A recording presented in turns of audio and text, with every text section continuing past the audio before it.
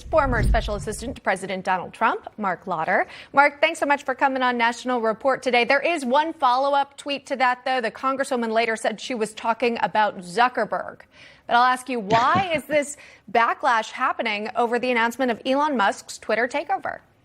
Well, I think it's clear that the left, they don't mind billionaires owning communication companies like you mentioned with Jeff Bezos and Michael Bloomberg. They just want their kind of billionaire, not someone who is going to believe in fair speech on both sides. They want to control the narrative. If they can't control the narrative, just like they always want to do, they just want to shut it down. What do you envision for a social media site like Twitter that will be run by Elon Musk now? How might it change?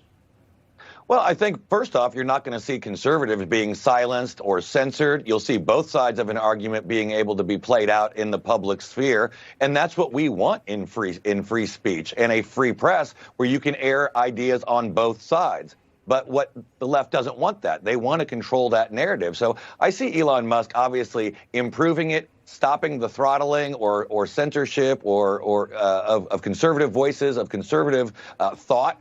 And then hopefully, you know, like many people, I hope he puts an edit button in.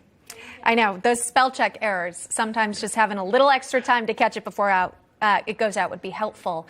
Again, you point out sort of the hypocrisy that we see when there are other billionaires owning a lot of platforms here, including the Washington Post. Hello, a newspaper here owned by billionaire Jeff Bezos. You wrote this in a recent column of yours. Bloomberg News is, of course, owned by billionaire Michael Bloomberg. And then you also write this: liberals and leftists no longer think it is necessary to debate those with opposing viewpoints. They become triggered by it, shut down the discussion, and silence anyone who dares to question their preferred narrative.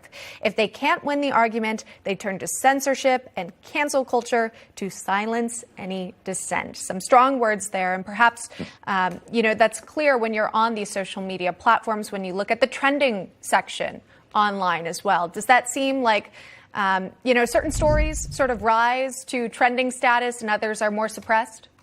No, yeah, it's absolutely that the fact that they try to keep stories that might be positive from a conservative viewpoint down. They would throttle them back so they don't get as much exposure. We've even seen a lot of people saying that just since Elon Musk announced the deal to buy Twitter, that conservative leaders, they've seen their followers jump exponentially. But, to the point that I made earlier, and I think AOC's statement says it all. She was being collectively stressed by the fact that Elon Musk was going to allow the other side. They don't want to debate the other side. They just want to control that flow. They want to control your thoughts. And now they've got a ministry of truth that if they don't get what they want, they'll stick the Department of Homeland Security on you. Well, let me ask you about that misinformation board. Secretary Mayorkas was asked about that.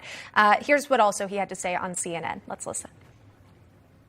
It works to ensure that the way in which we address threats, the connectivity between threats and acts of violence are addressed without infringing on free speech, protecting civil rights and civil liberties, the right of privacy. Will American citizens be monitored? No. Does that answer make you feel any better?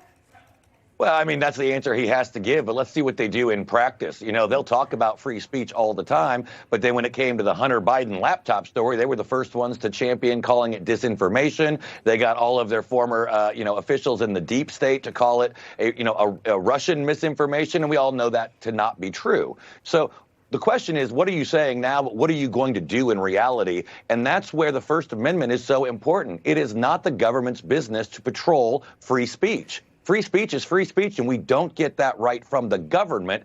We are born with that right, from the Almighty. That's the basic of the First Amendment, and I just don't think this administration gets it. Yeah, I wish that was part of the line of questioning there from the interviewer. Marc Lotter, thanks so much for coming on today. We appreciate the conversation. Thank you.